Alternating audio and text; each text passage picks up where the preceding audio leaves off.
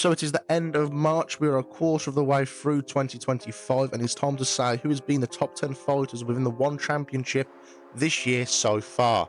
So there's been a few contenders, a few people who have done very, very well. These are my top 10, and I have got some honourable mentions. So kickstarting us off, we've got 2 honourable mentions, and they are going to be Akbar Abdullayev, the Kyrgyzstani fighter, who is only 27 but managed to beat Tank Kai in an MMA match, beating him in round 5 by TKO.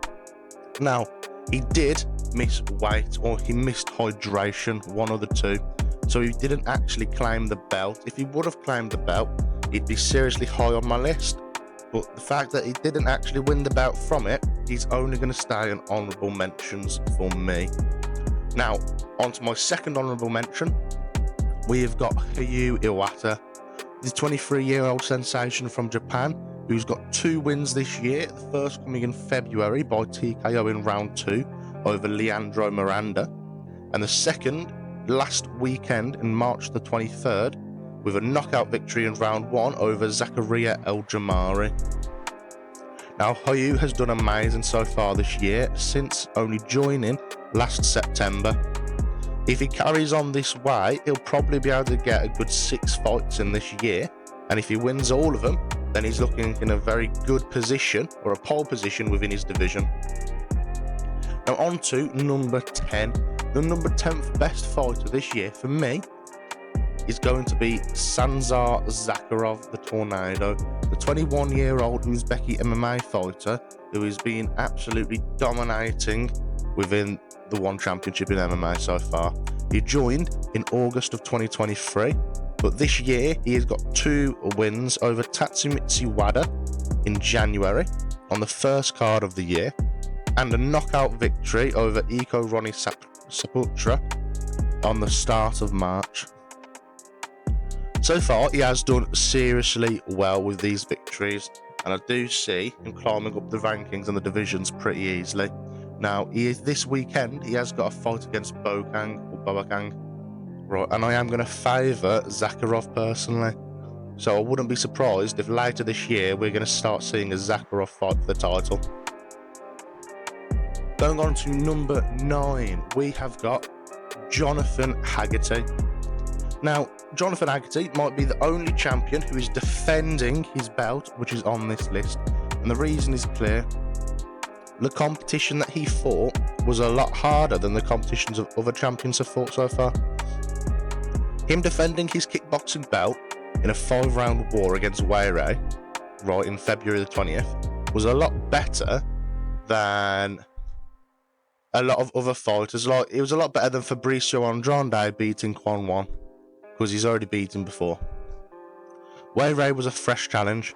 Weirey is one of the better kickboxers coming out of China. It was a tough fight for John Haggerty to do. So that is why John Haggerty is on number 8, and he's the only defending champion within this list personally. Now, on to that's why he's number 9, sorry. On to number 8, we have got Dmitry, the Silent Assassin Kovtun. Now, the reason why Dmitry Kovtun is higher than the other 2, the 2 people he has beat, the first card of the year, he beat Sua Black, and at the start of March, he beat Su Linu. The reason why he's such a high in this fucking top 10 so far is because I didn't favour him in either 2 of them fights.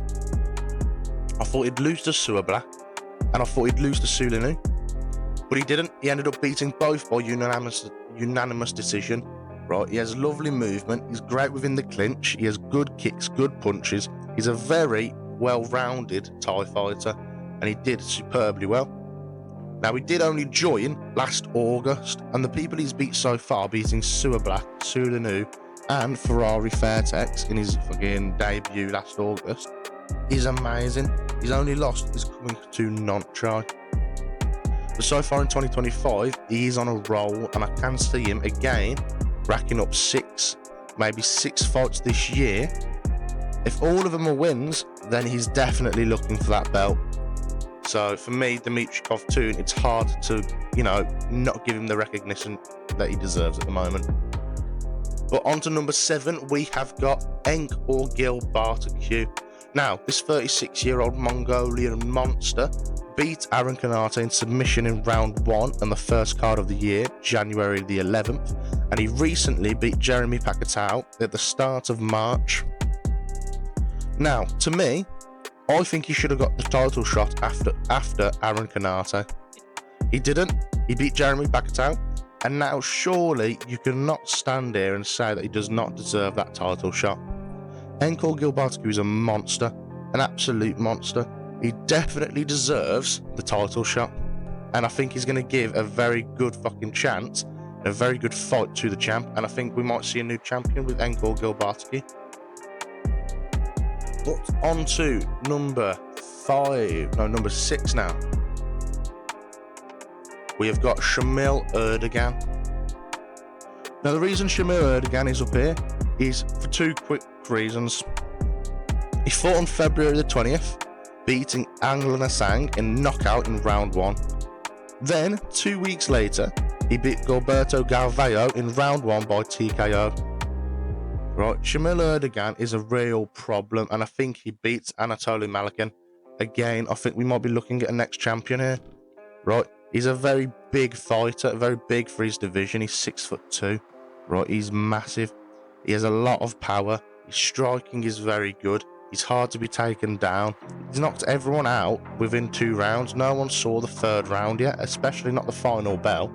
So I do rate Shamil Erdogan, and I think he's going to be the future of his division.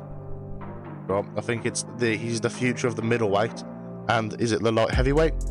And I think Shamil Erdogan's going to dominate. But on to the top 5 fighters of 2025 so far. Kicking us off is going to be a new contender. It is going to be Denise the Menace Zamboanga, the new interim atomweight MMA world champion. Now the reason why she's on here is she TKO'd Alonia Rasonia in round 2 at the start of the year, which has booked her a fight against Stamp Fairtex, her old training partner. Now this fight is absolutely massive, and I can't wait to see that event. Do not think we have to wait long for it, because it's only in August we'll be seeing Zamboanga versus Stamp, and I think it's going to be a very good fight, but I do think Stamp is going to come out the better of it. But Zamboanga is only 28, and she's doing very well so far, making a name for herself and not living in her old training partner's shadow. But on to number 4. Number 4 is also a newly crowned interim champion. We have got the interim strawweight kickboxing world champion, Jonathan DeBella. Now, when we're talking about class of opponent, how good their opponent was, Jonathan DeBella surely is going to be topping this list with his win over Samai right last weekend to capture the interim strawweight kickboxing world championship. He's now booked himself against Prajan Chai. Now, if anyone could beat Prajan Chai, I do think it's going to be DeBella within kickboxing. He is slick, he is fast, his kicks are a lot better than what people want to give credit for. His boxing, I think, is his real saviour though. His boxing is amazing. His little check hook that he does is perfect, and he did it constantly against Samai, and I think it's going to count for Prajan Chai as well. If he doesn't turn off within the last 3 rounds, DeBella is now going to be the champion. But I do think it's going to be a very tough fight, but I imagine he's going to be able to unite the division, and he's going to get the division's gold. Going on to number 3, we have got a newly crowned champion in Yuya Little Piranha Wakamatsu, the flyweight MMA world champion. Now, he's on an absolute streak so far in the last 2 years, racking up 4 wins. Now, he beat Adriano Moraes in round 1 by TKO last weekend to capture this belt. It was a dominant performance. There wasn't really a bone in my body that thought Adriano Moraes was going to sit there and win.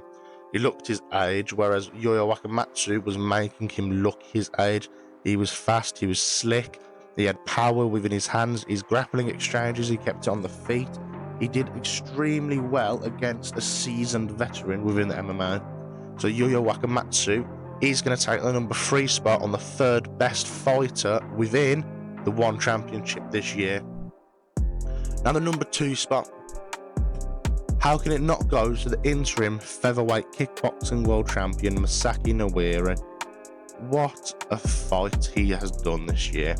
Beating Shakir Al-Takriti in round 2 by knockout, right, by them leg kicks on January 24th. And then later getting booked against Tawanchai, getting completely wrote off by me, the fans, promoters, everyone, and going out there and TKOing Tawanchai in round 3 to capture the interim kickboxing belt was absolutely phenomenal. This 31-year-old Japanese kickboxing veteran seriously has got a lot left within him. Now he is going to sit there and book himself against the divisional king Superbon, but it's going to be a very tough fight, probably the toughest of his career in the one championship to date. If he wins, I do not know, but he did beat Tawanchai and no one gave him a lick in that fight. So I do think he's going to have a good chance. I think it's going to be quite a 50-50 fight. I think it'll back and forth. I think it'll be a good fight. But that is why Masaki Nawiri is number 2 currently, purely because of his 2 victories, 2 knockouts, both were superb against high-level opponents. But the number 1 spot can only go to one man. Only one person has absolutely dominated when they were the underdogs and given no chance against 2 of the highest level fighters within the one championship. And of course, I'm talking about Nabil Anani, the new interim bantamweight Muay Thai world champion. Beating Nico Carrillo on January 24th on short notice by TKO in round 1 was phenomenal. He absolutely dominated Nico Carrillo so bad that Nico Carrillo has moved division, saying he couldn't make the weight anymore.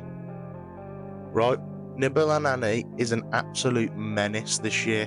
Then going on to beating Superlek, and you know what? We should have a new champion. Superlek missed weight, right, or missed hydration again. This is not the first time Superlek is. If there's one downfall within Superlek's career, it is him on the scale. He is no good with it. But he did lose on March the 23rd to Nabil Anani.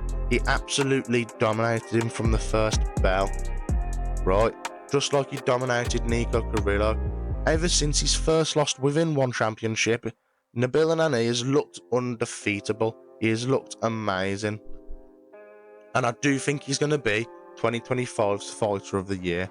I think if he gets rebooked against Superlek and he beats him and he becomes the actual champion, if he manages to get a defense, he is the best fighter of 2025 overall, no arguments, and he's only 20 years old. If anyone has a bright future within kickboxing, within Muay Thai, within the one championship as a whole, it is Nabil Anani. He is going to be the 2025's first quarter best fighter within one. If I've missed anyone, please tell me in the comments. I don't think I've missed anyone. I think I've covered roughly around everyone that I wanted to cover. I've had two people who had honourable mentions. If people had other lists, or if people had the same people but in different orders, I'd love to hear it. Please leave below what your list would look like. But that is me, and I am done.